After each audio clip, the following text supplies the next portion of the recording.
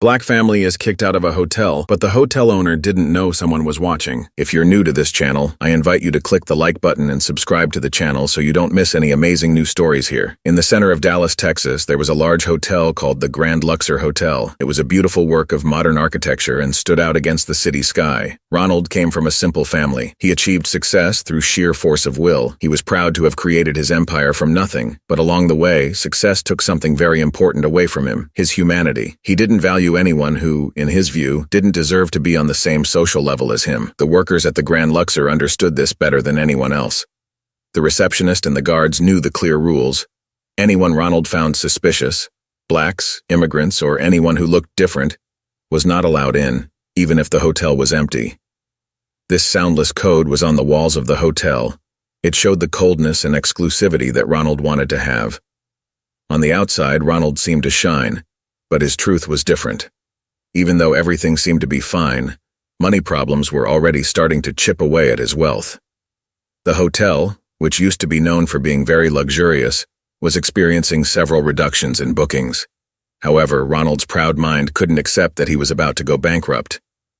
In the blistering heat of the Texas summer, a white pickup truck drove through the streets of Dallas. Inside the car were Joseph, his wife Jessica, and their two children, Jacob and Rebecca. The family was taking a dream trip across the United States. They had planned this trip for many years. They had saved all the money they could to see the country's sights and famous cities. They were tired from the trip. Their bodies were heavy and their minds were very tired. They wanted to rest. That day, they were going to stop at one of the most incredible hotels they had ever seen, the Grand Luxor Hotel. The hotel stood out from the concrete of the city. Its large white columns shone in the sun, looking like a modern palace. Joseph drove and looked at the hotel as they arrived.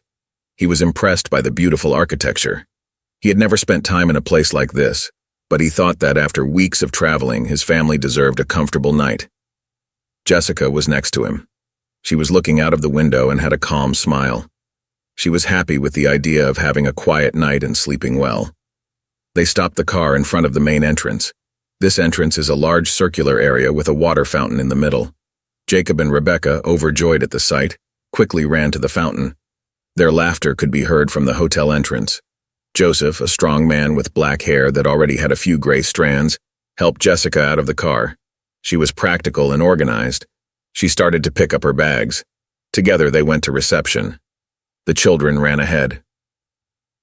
As they approached the reception desk, Joseph felt a good sense of anticipation. Jessica, with her pretty, quiet manner, looked around in awe. Jacob and Rebecca, their eyes bright, were discovering the great place. "Good afternoon," said Joseph, coming up to the counter and smiling sympathetically. "We'd like a room, please. We're traveling and we really like the hotel. This place looks like a great place to relax." Jessica stayed close to him, trying to calm down. The children approached, curious. They were looking at the computer behind the counter. They didn't notice the tension that was beginning to appear in the air. The receptionist, still with a smile on her face, paused for a moment before answering. She was a little tense for a moment. Then she glanced quickly at the screen in front of her, as if checking to see if anything was free. "I'm sorry, sir, but we don't have any seats available right now," said the receptionist, in a normal, almost emotionless voice. Joseph made a serious face. He looked at the large, empty lobby. Then he turned his gaze to the receptionist. The hotel was very large, and it was hard for it to be full on a normal summer's day, with no major events taking place in the city. "What do you mean there are no rooms?" asked Joseph, speaking calmly but with a little doubt. "This hotel is very big. There must be rooms available." The receptionist looked at him for a moment with the same emotionless face. The way she spoke was cold. There was a detachment that made Joseph uncomfortable. Jessica saw that the tension was growing. She looked worriedly at her husband. He was now standing in front of the counter and began to realize that the situation was serious. "Sorry, sir," said the receptionist without changing her manner. "We're full. The seats are full." Joseph didn't smile anymore. He felt his blood slowly heating up in his veins. There was something wrong with this situation, something he knew very well. This refusal wasn't about the number of rooms they had. He had experienced discrimination before, but he didn't expect it in a place like this. His gaze turned serious and his voice became stronger. "I can't believe it. He said it can't be full. He suggested you take another look or even let him talk to the manager." Jessica put her hand on Joseph's arm to try to reassure him, but she was also beginning to understand what was happening. Her heart squeezed and the happiness of being there vanished. This feeling was replaced by discomfort and a sense that something was unfair. Jacob and Rebecca, even though they didn't know what was going on, were still curious. However, something in the atmosphere had changed. The receptionist, realizing that the situation was difficult, stopped for a moment and, with resistance, picked up the phone. "I'll call the owner, sir. He'll explain the situation better." He said this in a firm voice before dialing the number. The receptionist at the Grand Luxor, after a pause that seemed uncomfortable, placed the phone in the holder with tense fingers. "What is it?" he asked with a harsh tone and a strong voice full of impatience. The receptionist quickly said that there was a problem at reception. A family really wanted to speak to the manager because there were no rooms available. The discomfort in his voice showed that it was more than just a customer complaint. Ronald knew that way of speaking. He already understood what was going on. It must be a different case, he thought, repeating what his prejudiced mind was saying. He stood up. His muscles were tense with frustration. "I'll sort it out," he said before hanging up. At reception, Joseph stood with his arms crossed. He looked seriously at the receptionist, hoping for a solution. Jessica, who was still standing near him, looked at the chic place with a feeling of unease and anger. She already understood what was going to happen. She knew a lot about her husband. Joseph was not the kind of person to let an injustice go unnoticed. But inside, he felt a strong fear. He had the impression that something very bad was about to happen in front of them. Ronald walked up to the counter and didn't look at Jessica or the children. He went up to the receptionist. "What's going on here?" His manner of speaking was direct, like a sharp knife, and his lack of patience was clear in every word. The receptionist, who looked uncomfortable, struggled to speak before answering. "This gentleman," she pointed at Joseph with a subtle gesture, "is complaining about the lack of rooms and has asked to speak to the manager." Ronald, without looking at Joseph, glanced quickly and impatiently around the hotel's large hall. He knew the place wasn't full, but that made no difference. He finally looked at Joseph and, at that moment, faced him head-on for the first time. His eyes showed more than just irritation. There was a cold contempt that was barely visible, but which Joseph could feel deeply. "As I said," Ronald's voice was full of anger, "there are no seats available." Joseph, his fists clenched, took a step forward. He felt the burden of that lie and that hidden prejudice. He knew he couldn't let it go. "That's not true," said Joseph, his voice strong and full of anger. "I saw the hotel. It's too big to have free rooms. You're treating us like this because of our color. That's racial discrimination." Ronald raised an eyebrow. He seemed to think the accusation was a minor annoyance. It was something he had heard before and was ready to face. He moved forward a little, shortening the distance between him and Joseph. His face was now very close to Joseph's face. His gaze, which showed no emotion, cut through the space around him. "There are no vacancies," he said again, now in a lower, almost threatening voice. "Now either you leave or I'll have to take action." The silence in the lobby was strong. Jessica, sensing that the tension was growing, carefully held Joseph's arm. She tried to calm things down, but she knew it wouldn't help. Joseph wouldn't sit still when he saw something unfair. Jacob and Rebecca, who didn't know what was going on, stopped playing. They looked at their father with curiosity and confusion. There was something in the air, a different, heavy energy that they couldn't quite understand.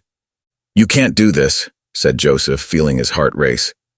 "I'm not leaving here without being treated with dignity. You're making me feel bad in front of my children." Ronald gave a short, ironic laugh. He shook his head slowly. For him, this was just another day, another problem that he would solve as always, with power and strength. He took a step back and signaled to the security guards who were watching the situation from afar, waiting for his order. "It's time for you to leave," Ronald said firmly. "Now."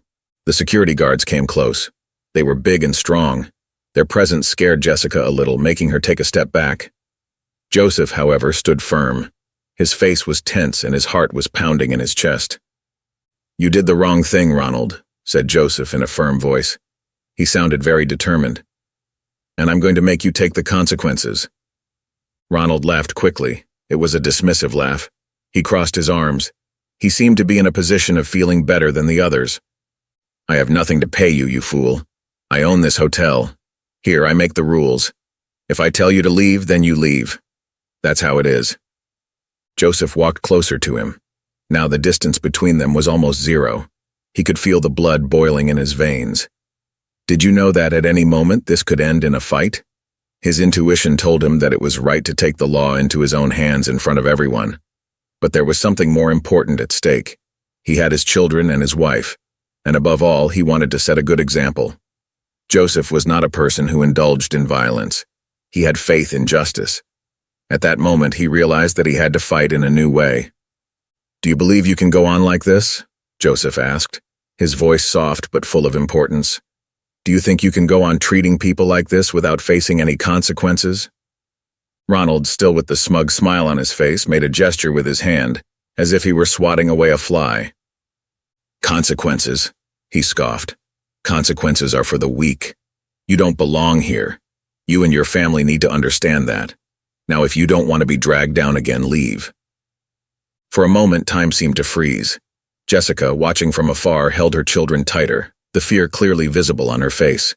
She knew that this confrontation could end in terrible ways. But Joseph, his heart heavy, took a deep breath. He looked Ronald in the eye, and instead of moving forward, he took a step back. It wasn't fear. It wasn't surrender. It was strategy. "You'll see the consequences," said Joseph, his voice low, almost a whisper. "You can be sure of that." Ronald, thinking he was going to win, shrugged. He gestured for the security guards to come closer, ready to end the argument once and for all. But Joseph paid no attention. He turned slowly and went to his family. Their tears had dried, but their hearts were still bruised with shame. Ronald looked on happily as Joseph helped Jessica and the children into the truck again. "Dad, why did you do this to us?" Jacob asked, his calm voice interrupting the silence. It was the question of a child trying to understand a world that wasn't always right. Joseph took a deep breath. This was the question he was most afraid of. It was a question that had no simple answer. He looked at his son through the rearview mirror and for a moment didn't know what to say. How could he explain to a child that the world was still governed by prejudice, that skin color still determined how some people would be treated? "Some people," Joseph began, trying to stay calm. "Some people still don't know what respect is, Jacob. They judge others by their appearance, by what they believe to be superior or inferior. But that's wrong, and I'm going to make sure that what happened today isn't forgotten. I promise you that." Joseph's words, although spoken calmly, carried the weight of an irrevocable promise. He knew that at that moment he wasn't just making a promise to his children or to himself. He was promising justice, not just for his family, but for all the other families who had been treated the same way in that hotel, and in many other places. The pain he felt would not be healed by anger or immediate revenge. He would have to fight for something bigger. Fate, however, seemed to have its own gears in motion. Just at that moment, as Joseph, Jessica, and the children pulled themselves together emotionally, a familiar figure appeared on the sidewalk across the street. Joseph's father, Lieutenant Edward, who was coincidentally passing by, had witnessed the whole scene, hiding behind a nearby car, his cell phone camera discreetly capturing every detail. Edward, a man of few words and uncompromising morals, watched in silence, his eyes hard but attentive as the riot unfolded. He knew he couldn't interfere directly at that moment, but he knew he could be the key to turning the tide. As he watched his son and his family being dragged away and humiliated, something inside Edward also broke. He had served the law all his life, but now it was different. Now it was personal. As he watched Joseph and his family climb into the truck, Edward put his cell phone back in his pocket, the recording intact. He knew Joseph would be looking for him. His son's gaze was distant but determined. There was a silent promise in the air, a promise that it wouldn't end there. And Edward knew that Joseph would not let it go. He also knew that he couldn't intervene at that moment. If he came out of nowhere to confront Ronald, the situation could become even more chaotic. More important than a physical confrontation was ensuring that the truth was revealed unquestioningly. When Joseph finally started the truck's engine and began to drive away, Edward let out a deep sigh. He stowed his cell phone in his jacket pocket, making sure the recording was saved. His heart was heavy, but his mind was already beginning to plot his next move. As a police officer, he had dealt with criminals of all kinds, but he knew that the fight against institutionalized racism was one of the toughest battles. And now, that fight had become personal. As he walked down the street to his car, Edward thought about what he was going to do next. It wasn't just about his son. It was something more important. That scene of injustice that you recorded on your cell phone was not a unique case. How many other families had been rejected, disrespected, and treated with contempt by Ronald and his racist ideas? How many other countries had seen their children witness hatred and discrimination without shame? Edward knew he had to do something and do it soon. When Edward reached the car, he sat in the driver's seat. Before starting the engine, he picked up his cell phone again. He watched the video and felt a mixture of anger and sadness at seeing the scenes of his son being treated as less important. But that sadness soon turned into a calm strength. He knew he had to talk to Joseph soon. Did you know that if you joined forces, you could make a good case against Ronald and show him for who he really was? Joseph, Edward said in a low tone while staring intently at the phone, I saw everything. Let's bring this man down. I made the recording, son. I'm sorry, I can't help you with that. From the moment you arrived until the moment Ronald asked the security guards to take you away, I was on the opposite side of the street, watching everything. Did you record everything? Joseph asked, his voice a little shaky. Every second, said Edward with determination.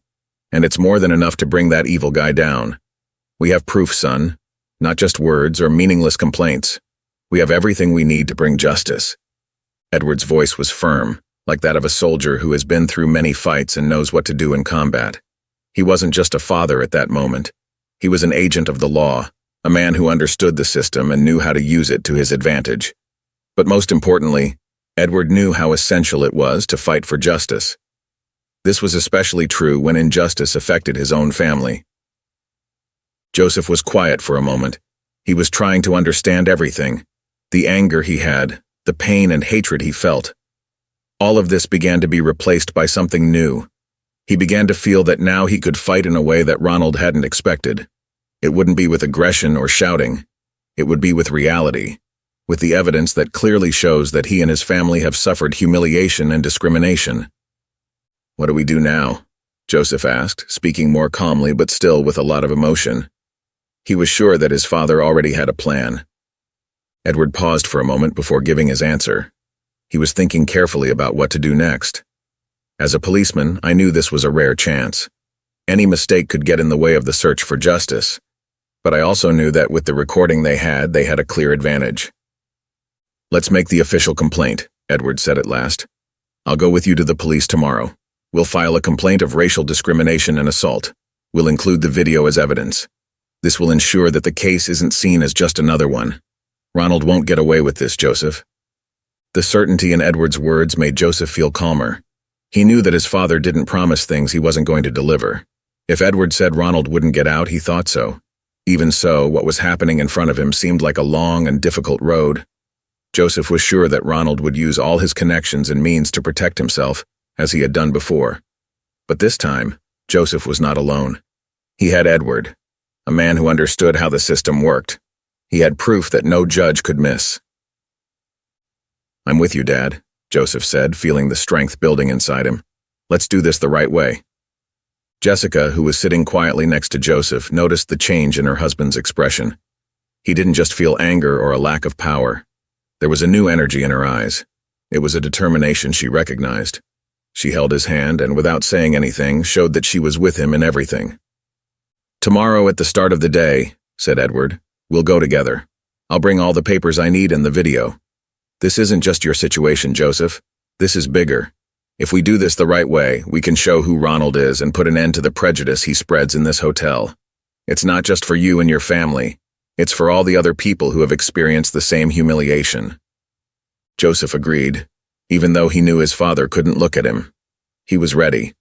After a day that seemed never-ending, full of pain and discouragement, there was finally hope on the horizon. And that light came from the truth and justice that he and his family desperately needed. The anger was still inside her, pulsating in her chest. But now that anger had a path and a goal, Joseph would not allow this lack of justice to be forgotten. With Edward by her side, she knew she had a good chance of winning. Thank you, Father, Joseph said, his voice full of gratitude and relief. Thank you for supporting me in this situation. I've always been here, son, and I always will be, said Edward, with an unusual affection in his voice. He knew the road would be complicated, but as always, he was ready to face challenges. After Joseph hung up the phone, he felt that he had a great responsibility, but he also felt a different kind of lightness. He felt that he was finally heading in the right direction. Jessica saw the relief in her husband's eyes. She smiled calmly and walked over to him. "We're going to make it," she said, with a look full of confidence and affection. "We're in this together. The first thing we need to do is make sure that the video is in a format that the court will accept without any problems," said Edward, in the firm voice of an experienced police officer. He was using the laptop in front of him. He was looking at the recording of the humiliation that Joseph and his family had experienced at the Grand Luxor. "This is going to be our strongest weapon, but we mustn't forget that Ronald has a lot of influence. He'll try to shift the focus or make people doubt whether the video is real." Joseph stared at the computer screen. The images of Ronald cursing and sending his family away appeared several times. It was hard to watch the scene, but now he was looking at it differently. It wasn't just a moment of pain and shame. It was a demonstration that Ronald's wrong thinking and discrimination were about to be revealed. Every second of that video showed the justice he wanted to bring not only to himself, but also to everyone who had been victimized by the hotel owner. "I looked at the hotel records," said Edward. "Ronald has a history of discrimination. It's not the first time that a black family or a family from a small racial group has been rejected. However, none of these people have been able to get enough evidence to pursue the situation. He always finds a way to control the situation and get away with it. Now with the video, things will change." Joseph agreed quietly. His head was full of information. He felt that he had a lot of responsibilities, but he also felt more and more hope. Now he understood that he had a real chance to beat Ronald and end that cycle of racism. But he also knew that Ronald wasn't going to wait around and do nothing about the blow. He was the kind of man who did things wrong. He used every dishonest trick to win. "What about the witnesses?" Joseph asked, breaking the silence. Edward closed his arms and looked hard at his son.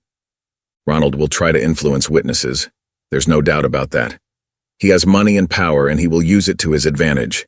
We need people who want to speak out against him, even though we know he might try to scare them off. I've already done some research with people who have worked or stayed at the hotel. Some of them have witnessed events but are afraid to say. I'm going to try to persuade them that this is the time to get together and do the right thing." "I know he'll do everything to diminish me," said Joseph in a strong voice, but knowing the risks. "But I'm ready for it. If he thinks he can scare me, he's wrong." Edward's cell phone shook on the table. That stopped the conversation. He picked it up and quickly read the message. It was a confirmation that the case had already started at the Dallas police station. The case was officially registered. Now it would go to court. The hearing would be scheduled in a few days. Joseph and Ronald would be called to give their testimonies. The fight that Joseph had said would happen had already begun. "The meeting has been scheduled," said Edward, looking at Joseph carefully. "Soon you'll be meeting Ronald in person. He's bringing important lawyers, people who will do anything to change the truth. We must be prepared for anything." "We'll get through this together, Joseph," said Jessica with calm certainty. "No matter what happens, we're by your side. Ronald won't break up with us." Joseph held her hand carefully. He felt the strength of their friendship. "Did you know that your fight was not only for your own dignity, but also for the dignity of your wife and children? Every time they saw injustice in that hotel, it would be put right. Every rude word and every act of inequality would be shown clearly." While Jessica went home to look after the children, Edward was still looking through the papers and documents he had brought. He had a lot of work to do. There was a lot of evidence to sort out. But what worried Joseph most at that moment was not the trial itself. He was more worried about what Ronald might do to ruin his reputation. Ronald had already proved that he would do anything to take care of his business. "I know he'll want to take me down," said Joseph, his strong voice filling the room. "But he doesn't know my strength. He doesn't understand what it means to fight for family." Edward lifted his head from the computer and looked at Joseph with a serious gaze. "He'll try anything, Joseph. He can try to use what happened before, lie about you and make up stories. But you must hold your head high. Don't give them what they want. They will try to irritate you and make you lose control. What you have is the truth. Truth is the strongest form there is. But what nobody expected was what would happen next." One morning, Osana was in the living room. She was absent-mindedly looking through papers. Then she found an envelope on the table. The envelope was something she had forgotten to open. She hardly ever thought about it. It was a draw for a very big prize. She and Joseph had taken part months ago. It was during a promotion that took place in a convenience store while the family was traveling. As on many other occasions, she had filled in the ticket without expecting much. In the end, who really won these draws? She opened the envelope without paying much attention. When she read the first few words, her heart stopped for a moment. The paper swayed in her hands as she looked at the words again, unable to believe what she was reading. Jessica won. She won the lottery, $3 million. For a moment, everything around her seemed to stop. The noise of everyday life disappeared.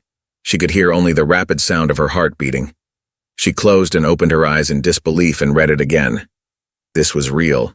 The document said that she had won a prize of $3 million. Joseph spoke, his voice low.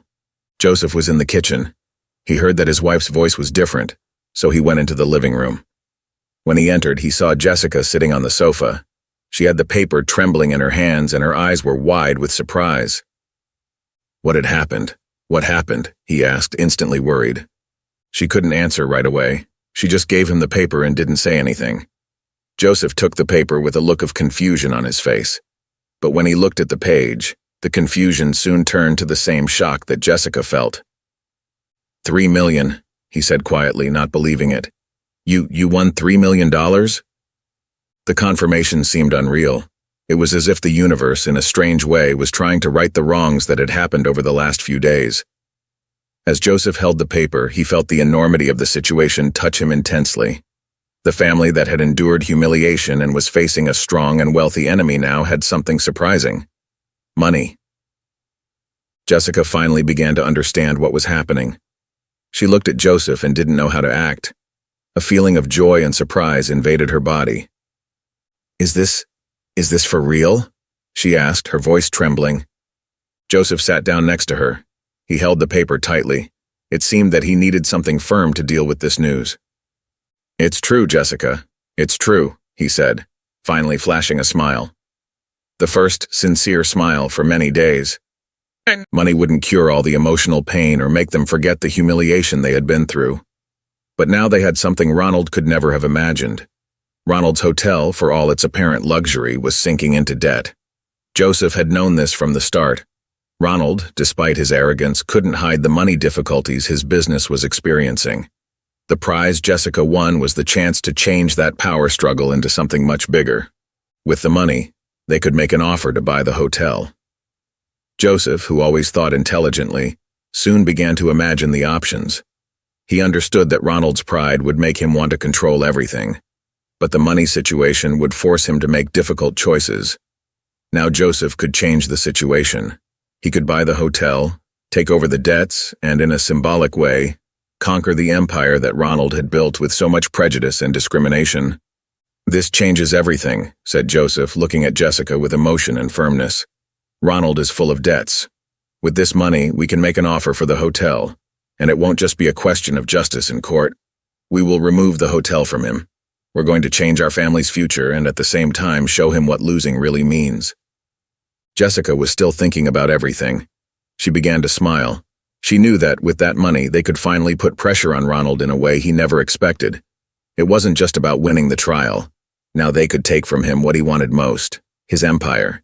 The embarrassment they had suffered would turn into a great victory. But, said Jessica, still carefully, do you think he'll agree to sell the hotel to us? Joseph thought for a moment. Ronald was vain and conceited, but he knew that his hotel was doing badly.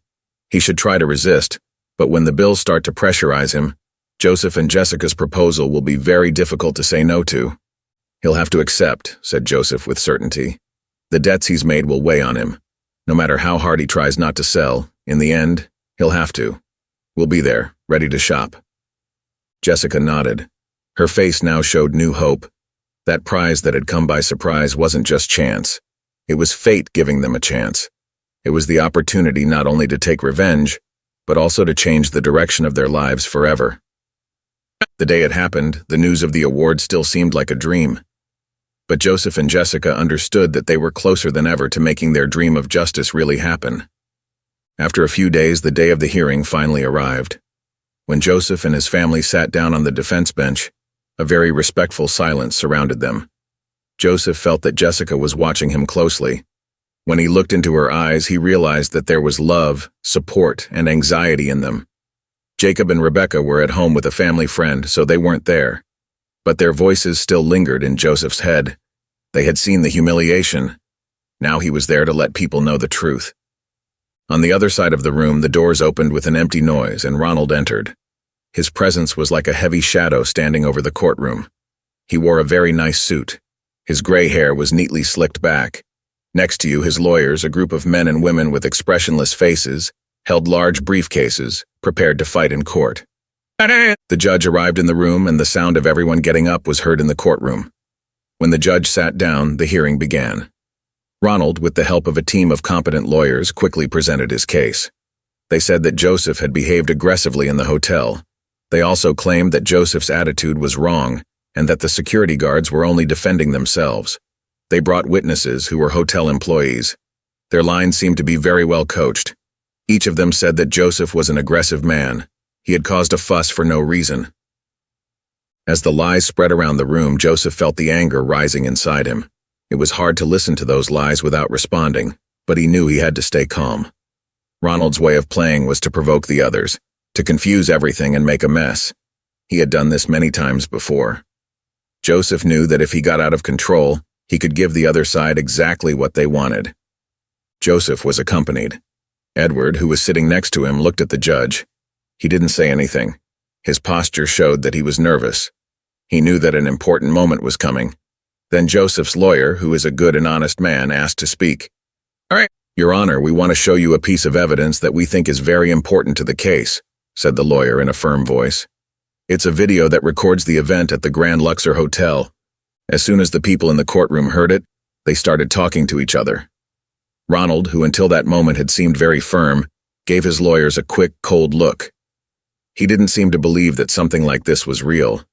His mask of confidence fell for a moment, but he soon became arrogant again. Even so, Joseph noticed that for the first time he really felt the pain of the blow. The judge agreed and allowed the video to be shown. When the recording started, the room went completely quiet. The video, recorded by Lieutenant Edward, showed everything that happened in the incident. It showed Joseph and his family arriving calmly at the hotel. The receptionist didn't answer them without explaining why. Finally, it also showed the fight between Joseph and Ronald. Ronald's words were cold, arrogant, and very racist. Everyone there heard it. The part where the security guards pulled Joseph and his family out of the hotel while Jacob and Rebecca looked on in disbelief could not be forgotten. The atmosphere in the courtroom was intense. Ronald's lawyers moved awkwardly in their chairs. They spoke quietly to each other. Ronald, who had seemed calm before, was now staring intensely at the screen. His face showed no emotion, but his eyes showed that he was very angry. He understood that this video made a big difference. When the video ended, the silence that followed was very strong. It seemed that everyone was feeling the weight of what they had just seen. The judge paused for a long time. His hands were together on the table. Then he began to speak. "The evidence is clear," said the judge, his voice carrying across the room. "There is no doubt that the accused Ronald carried out acts of racial discrimination and physical violence." Joseph's heart jumped rapidly in his chest. He began to feel relief creep slowly into his tight muscles. Ronald was being found out, and the truth was very clear.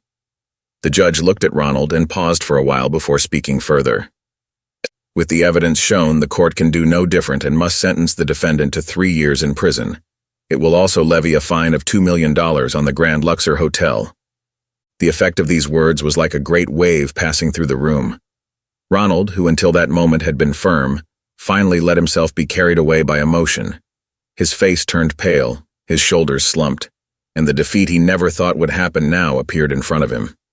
His empire was coming to an end, and there was nothing he could do to stop it. Ronald, who seemed very affected, looked around the room. Her eyes, which had once shown disdain, were now filled with fear and despair. He had a habit of winning. He always had a solution in store, an important person, a lawyer who was strong. But at that moment, he felt trapped.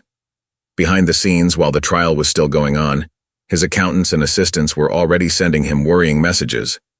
The hotel was almost out of money, and Ronald's financial future was very uncertain. He knew he had to do something soon, but at that moment he couldn't think straight. The shame in front of others, the chance of being arrested, and the fall of his business left him feeling helpless. "We're going to appeal," said one of his lawyers, putting his hand on Ronald's shoulder. "We can try to talk about the fine and reduce the sentence. We have choices." But Ronald hardly listened. His head was far away, filled with too many thoughts. He understood that, even if he managed to reduce the fine or escape from prison, the damage had already been done. The pride he had always thought important had been destroyed. The foundation he had used to build his life and his work was falling away. The decision allowed Ronald to post bail of $1,500,000 to avoid being arrested on the spot. However, the fine that had been placed on the hotel was still hanging over him like a threat. Ronald had debts that could jeopardize his safety. He was in a difficult situation. If he paid the bail, he could be free for a while.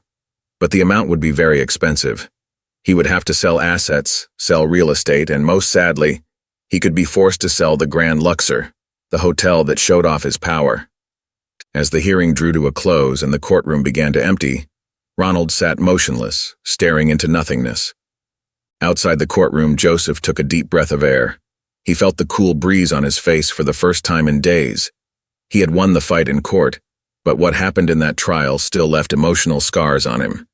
Jessica was by his side and hugged him tightly. Edward, who had always been a strong and wise person, gave her a friendly pat on the shoulder. "We did what we had to do," said Edward quietly with a calm but happy expression. Joseph said yes, they did it. Ronald was out of money, and his business, which had been built on prejudice and pride, was about to come to an end. 2 days after the decision, Joseph sat at the living room table with Jessica by his side. They were looking at the proposal they were going to send. Buying the hotel and having control of the place where they had been ignored seemed, at first, like a dream that was far from coming true. Now, with Ronald's downfall looming and the prize money in their hands, the dream was almost coming true. "Are you ready for this?" asked Jessica with a calm, assured smile. Her eyes shone with a mixture of joy and care. She understood that this moment was very important to them. But she also knew that Joseph had had difficult feelings since the day he was humiliated. "Yes," said Joseph after some thought. "I'm more than ready. This isn't just about the money or the hotel. It's about changing what's happening and having another chance, turning pain into something good." Jessica squeezed Joseph's hand tightly. She felt more confident. They understood that they were close to doing something important. This would not only bring justice, but also the chance to start something new. They could change their lives and forget the marks of the humiliation they had experienced. The Grand Luxor was almost out of money. Even if he bailed them out of jail, the hotel's debts were too high to be forgotten. The hotel, which was his greatest achievement, had to be sold. Otherwise, everything he had done would be lost in a few weeks. When his lawyer entered the room, Ronald looked at him without much interest, as if he already knew the news he was about to hear. "We've received an offer for the hotel," said the lawyer, handing him an envelope. Ronald took the envelope with an expression of doubt. He was used to low and disrespectful offers from buyers who wanted to take advantage of his situation. But when she opened the document, her expression changed. Her body stiffened and her eyes opened wide in surprise. The proposal was from Joseph and Jessica. "This must be a joke," said Ronald, unable to believe his eyes. The lawyer remained quiet, waiting for him to understand the news. Joseph's offer was fair and perhaps even good, considering the money the hotel had.